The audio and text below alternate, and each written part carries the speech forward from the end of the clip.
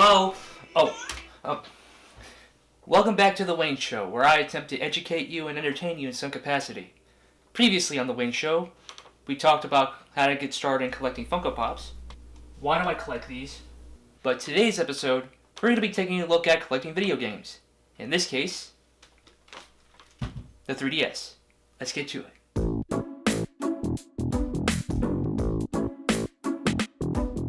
Succeeding the DS, the 3DS was originally released in North America on March 27, 2011.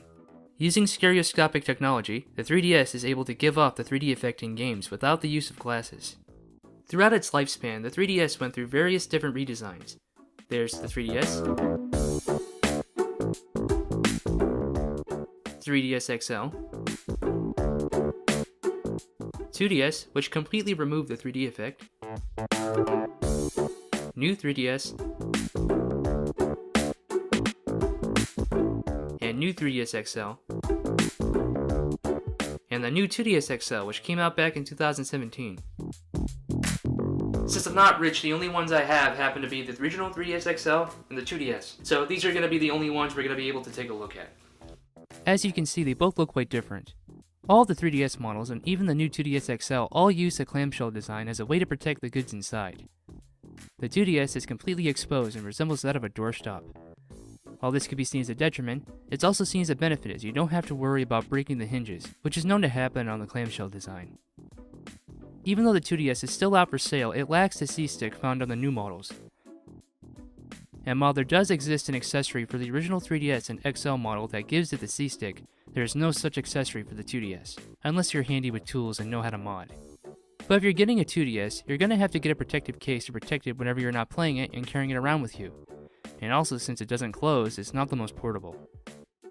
But if you're a merce carrier like me, it's not an issue, but it is something to consider when choosing a model. Also, getting a protective shell for your 3DS will be a good idea if you want to keep it from scratching.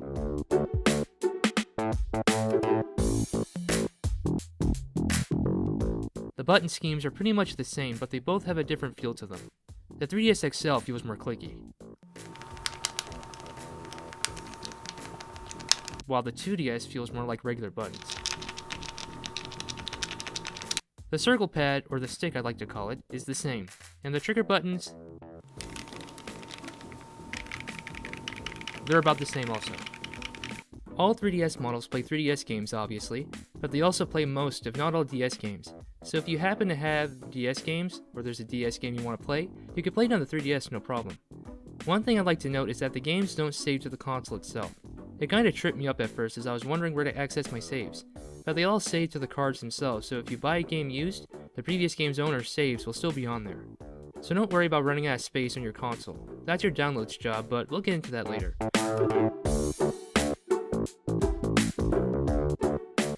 Another thing to be aware of is that certain games can only be played on the new line of 3DSs, so I suggest getting a new model so that you won't have to worry about getting a game that won't work. I plan to.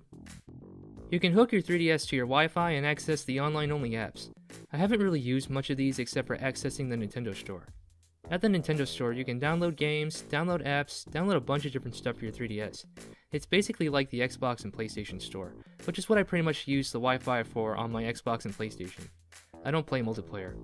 Honestly, there's a lot of little things you can do with your 3DS, so I'll leave that up for you to figure out. So now I feel that we covered all the techie stuff about the 3DS, so let's go take a look at some games. I don't have a whole lot of games with me, so we're just going to take a look at all of them. I have more games at home, but I'm not exactly home at the moment.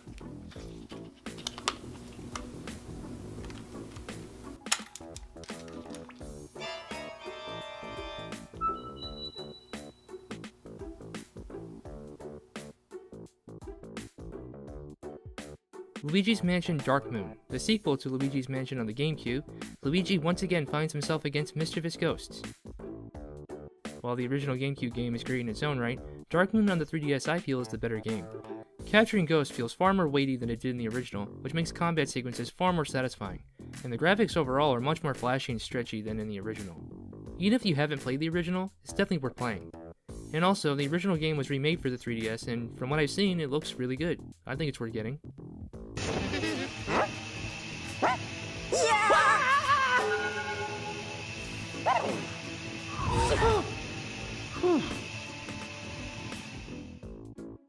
Super Mario 3D Land.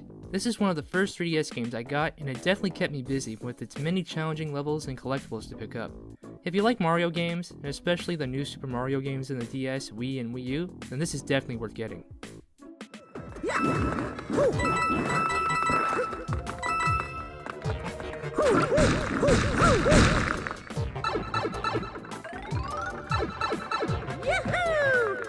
Mario Kart 7, another first for me on the 3DS. I remember playing this game non-stop, and yet I couldn't unlock any of the characters. Until recently I looked into it and found out you're supposed to play the hardest tracks in order to unlock them. That really ticked me off, but I got them and now I can just play the game and enjoy myself. While Mario Kart 8 is my preferred Mario Kart game, Mario Kart 7 is more what you love from Mario Kart, and that's all I really have to say. Go get it.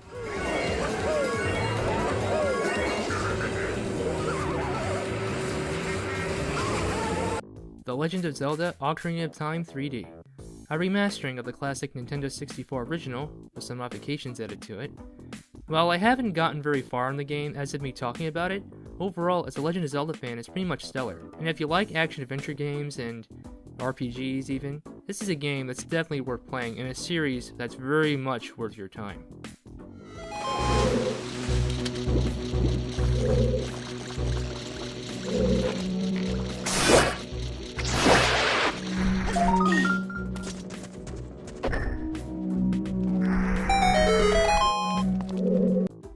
Epic Mickey Power of Illusion.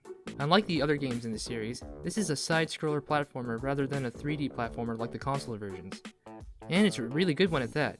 Also, for a game that uses 2D sprites, it's a very pretty game to look at, especially if you're really into Disney. Overall, it's a must for any Disney fan and anyone who loves Mickey. Like me. What's going on? So I think that just about covers it. So, do your research about which 3DS model you want if you don't really care about getting a new model, though I personally really want one. And maybe check out the games I showed you. Get the games that you want on either the 3DS or DS. And yeah, just have fun. So, that just about does it. Peace out, happy gaming, and until next time, this is Wayne from The Wayne Show, signing off. Take care everyone!